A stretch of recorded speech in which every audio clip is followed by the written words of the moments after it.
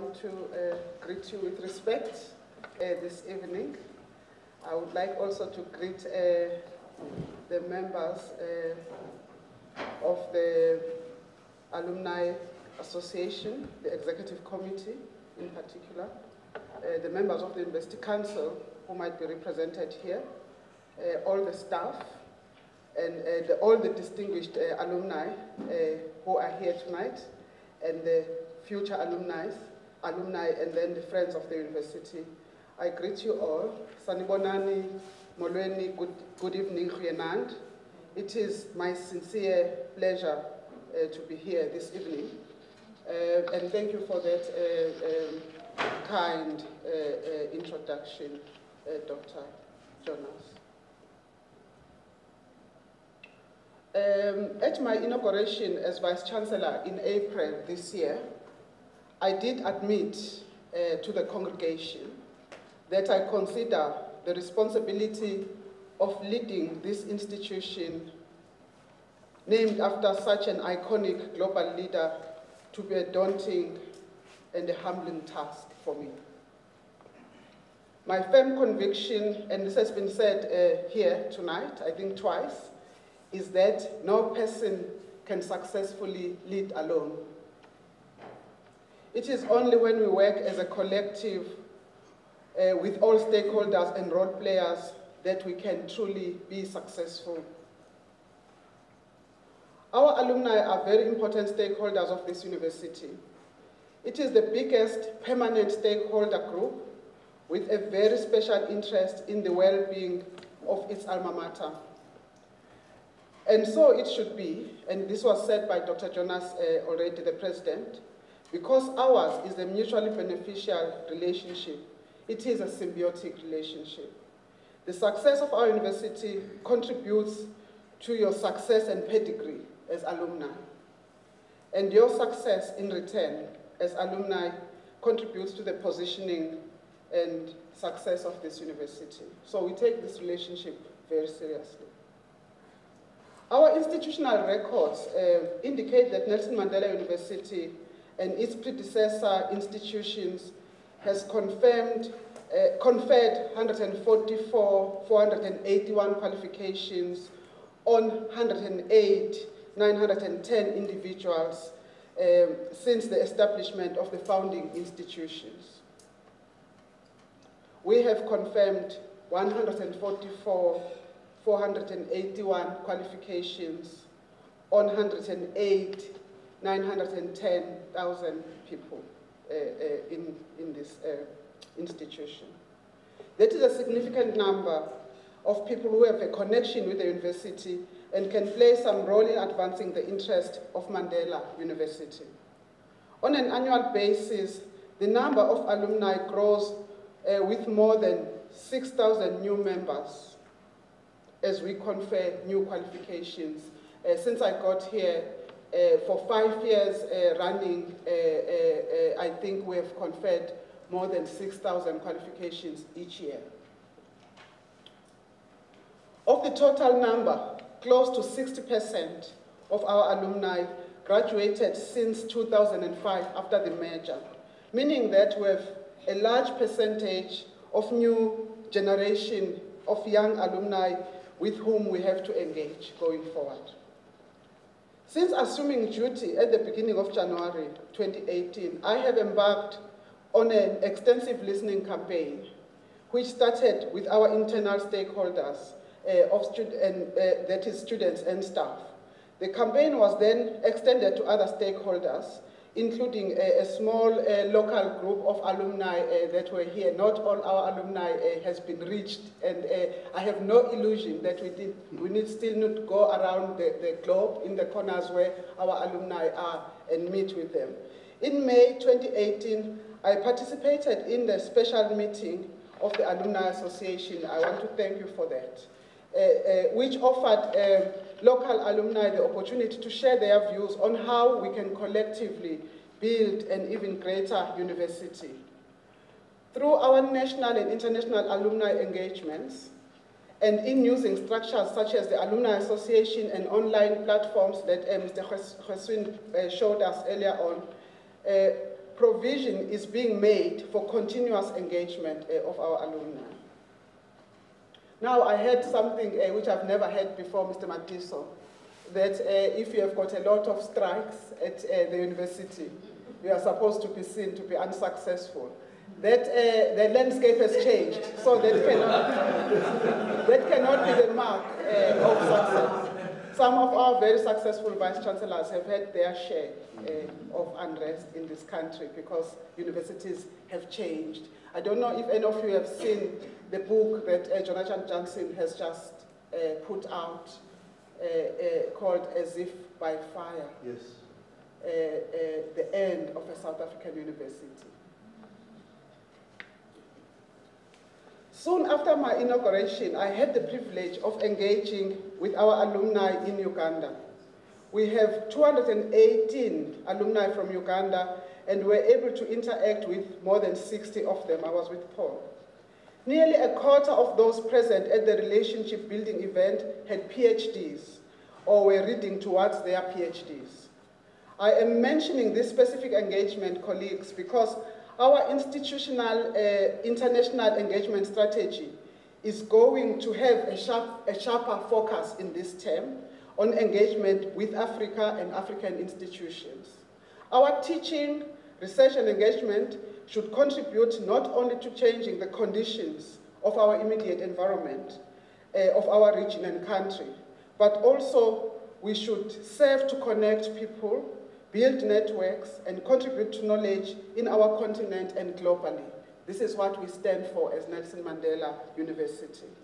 Generally, I have greatly appreciated the honest and committed manner in which all stakeholders engaged with us in the listening campaign process. They raised their concerns, even the Alumni Association, when I met them, they raised their concerns, but also they made some very positive proposals. I came out of the listening campaign meetings, and there were many of them, with a strong sense that as Nelson Mandela University, we have a number of administrative and other challenges which we must address. But that also we've got a huge pool of dedicated and committed staff members and students who want to see our university reach its full potential. We are addressing the issues raised in the listening campaign, colleagues. As we go along, we've distilled the key issues for action. Some are relatively straightforward, which we call quick wins, while others are more substantive issues that will require policy and other changes. The relevant managers have been given the responsibility of systematically addressing the issues that emerged. In their respective areas, faculties and other organizational units, they are expected to give feedback and to ensure that staff and students are kept in the loop on follow-up to the many issues that were raised, and we also undertake to keep our alumni informed of what has come out of the listening campaign. As you all know, institutional governance make formal provision for alumni representation in this institution.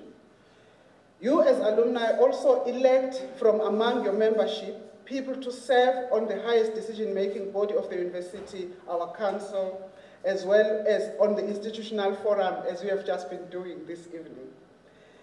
The Director of Alumni Relations also serves on various institutional committees to represent the interest of alumni. The alumni sentiments and contributions can thus be shared on various platforms of the university. It would be remiss of me this evening not to acknowledge the role of the Executive Committee of the Alumni Association and their selfless service to the institution, as well as the members who serve on the various institutional structures such as Council and the Institutional Forum. I want to single out Professor Hugh Jeffrey, who recently ended his term on Council representing Alumni Association, and we thank him for his long service to this university as we welcome Mrs. Michelle Mbato, who will be joining Mr. Kwezi Blose as the alumni representatives on Council.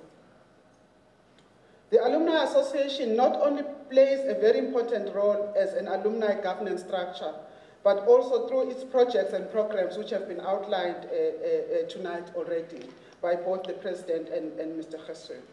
Last year, in my then capacity as DVCIS, and Dr. Jonas mentioned this, I had the honor of launching the rebranded university show with the alumni president, Dr. Randall Jonas, and I bought all sorts of things in the show. I didn't get anything for free. The association established the shop as an important brand development tool to promote the university. And our plan is to support the business to take, namely the shop, to take it to the next level as an additional platform for development of the institutional brand.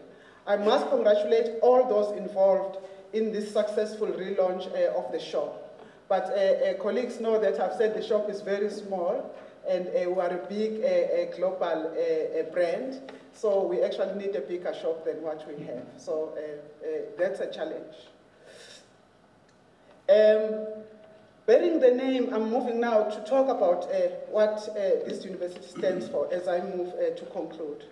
Bearing the name Nelson Mandela University and being the only university in the world with this name, we must be clear about what the university stands for and how we contribute, how we will contribute to a more equal and socially just world through our learning and teaching, our research and engagement.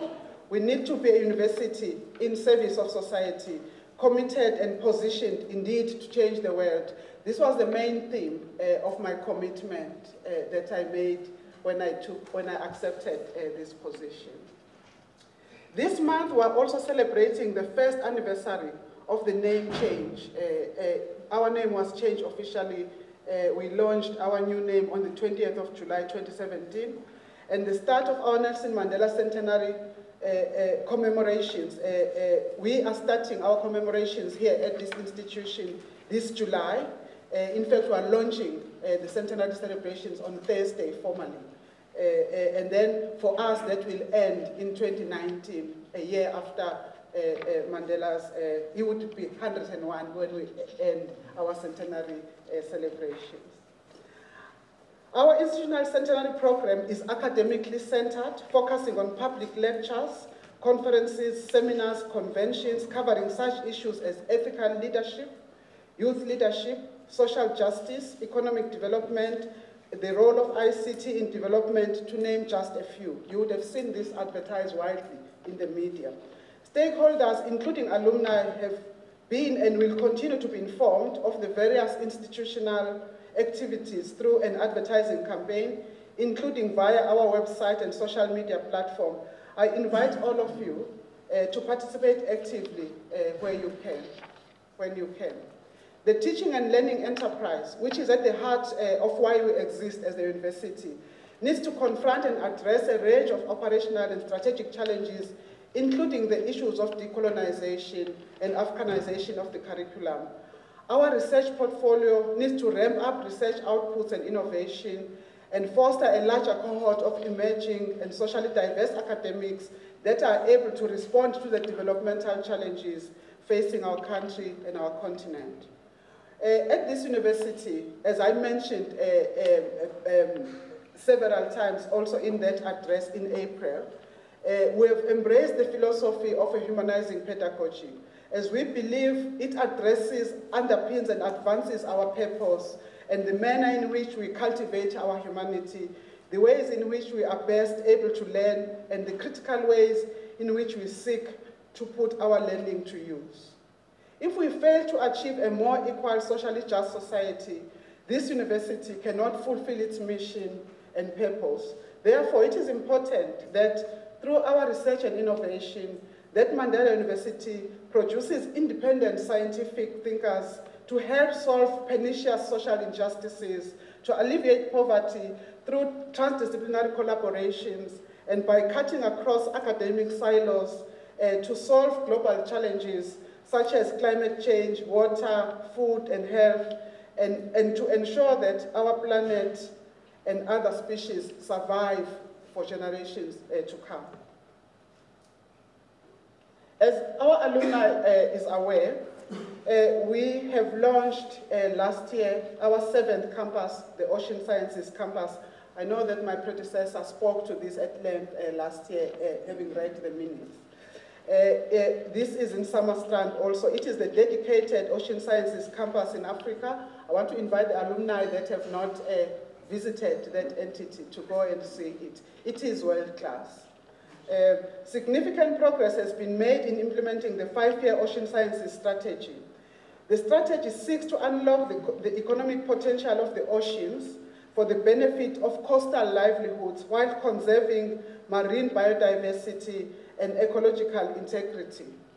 This requires transdisciplinary ways of thinking drawn from various disciplines to tackle scientific and societal challenges that exist at the interface of multiple fields that span the 3 spheres of sustainability, namely the environment, the social sphere, and the economic sphere. The development of our medical school is another of our strategic priorities with which we are seized at the moment as we prepare for the accreditation of our delivery platforms in March next year. If we do not get that accreditation in March next year, we cannot launch the medical school in 2020. So we're seized with this project at the moment. We will enroll the first group of medical students in 2020 in what would be the 10th medical school in this country. We aim to offer a full undergraduate medical degree and further evolve to include medical specialist training immediately thereafter. Establishing a medical program at Mandela University will not only address the pressing need for additional medical doctors that the country faces, but it will also, through a progressive curriculum embedded in a social accountability framework and interprofessional approach that aims to maximize the positive impact on marginalized communities. So we're actually pursuing a developmental approach which is not tried before in this country in our launch of the medical school. Over the past few years, major infrastructural developments have taken place on a number of campuses, as you would have seen, and we're continuing to increase the number of student residencies due to the high demand for student accommodation.